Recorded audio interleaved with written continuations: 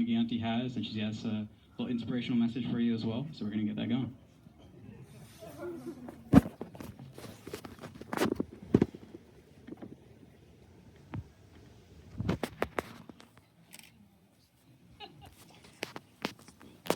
Hi everyone, hi Anne. I've known Anne since 2009. It's been 16 years. 2008, 17 years. Yeah, I cannot talk about our friendship without emphasizing God's faithfulness. Um, I didn't prepare a speech, but let me first read this passage from the Bible, Matthew 5:14 through 16. You are the light of the world. A city set on a hill cannot be hidden. Nor do people light a lamp and put it under a basket, but on a stand, and it gives light to all in the house. In the same way, let your light shine before others, so that they may see your good works and give glory to your Father who is in heaven. This passage, I see Anne living her life through this passage, the community that she's built, the light that she's been to so many of us, to the family, to her own family, and to so many of us. In the ups and downs, you've been there. And I'm so thankful to the Lord.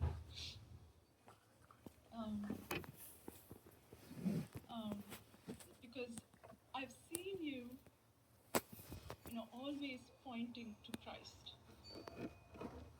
When your world, the ground underneath has shaken, and when storms have come your way, you have been so faithful and stood your ground and been that strength to me, always pointing to Christ. So I'm so happy to celebrate this milestone and looking forward to many more. And I have another passage.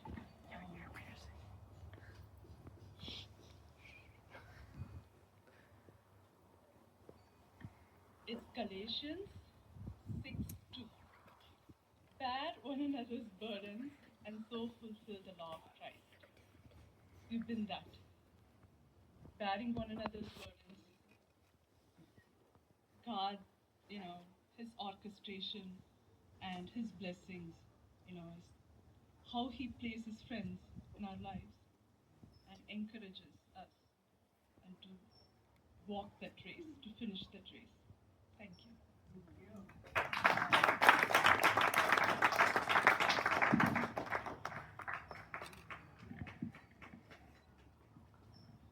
All right.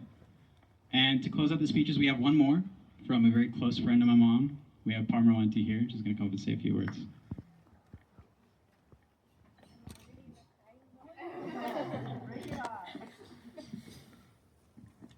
Good afternoon, everyone. I'm Paramu. We know each other for the last 18 or 19 years. Yeah, we all heard about Anne, how she's a great mom, great wife, and all that. I'm going to share. No, before I prepared, okay, I'm going to share something. I wanted to write a speech and go through that. I'm very bad at writing a speech. Whenever I need to write something or to write a resume, I call Anne. She's my editor. She's my writer. Now, yesterday, no, I cannot call Anne. I remembered myself. So I said, I just want to pour out my heart. When I got saved by Christ, when I came in salvation, I was 37 years old. And I was just barely walking, baby Christian. I wasn't in the Word of God. And I was really hit by a great storm in my life. That was the darkest day of my life. I was sitting there listening to only enemies' voices because I didn't know the word of God. I was just saved by His grace. And Anne was trying to call me. I was not picking up my call, as the enemy always does. I was isolating myself that day, having all worst ideas in my heart. That time Anne was living away from us 40 to 50 minutes. And Daniel was in the car seat, baby car seat. In next 50 minutes, my doorbell was ringing. Here we go, Anne, with Chipotle in her hand. And she walked in, and it's Lord's Spirit who brought her there, and she obeyed that call. Here, I'm here to give a tribute of gratitude for my dear sister. That's why I'm standing here in front of you all today. Because she obeyed that day Lord's Spirit prompting. And I'm thankful for that day. And thank you for your love for His people and the people who are, weak also. And it's been years, Lord, out of His faithfulness, He's been leading me in His word. She never did a Bible study with me, but it's her life, her love, which impacted me so much in my life. And another incident I wanted to say, which happened recently, 5 to 6 years ago, my daughter also with severe allergy issues. First time she had an anaphylaxis reaction, she was intubated. Here we go from one hospital to another hospital, such a painful journey. Now we ended up in an ICU. I'm sitting there, and the middle of the night, someone is walking in with the backpack. This time she's not 50 minutes away. I don't know the miles between Chicago and California. She's here walking inside the ICU to hold my hands, to say everything is going to be all right. Not only that, she sat at the bedside of my daughter. She held her hand and she prayed with her. How much more I can ask from our faithful Lord, bringing me a faithful sister in spite of her own plate being full. We all heard from everybody else. He always prioritized her obedience to please the Lord. And thank you, Anne. And when I think of you,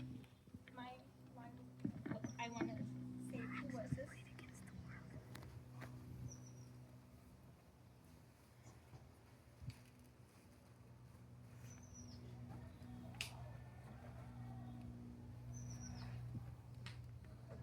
It's Proverbs 17:17 says, "A friend loves at all the time, and a sister is born for a time of adversity."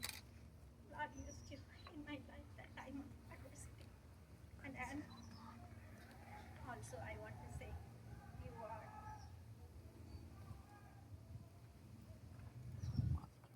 sorry, this is me. This is how I can speak.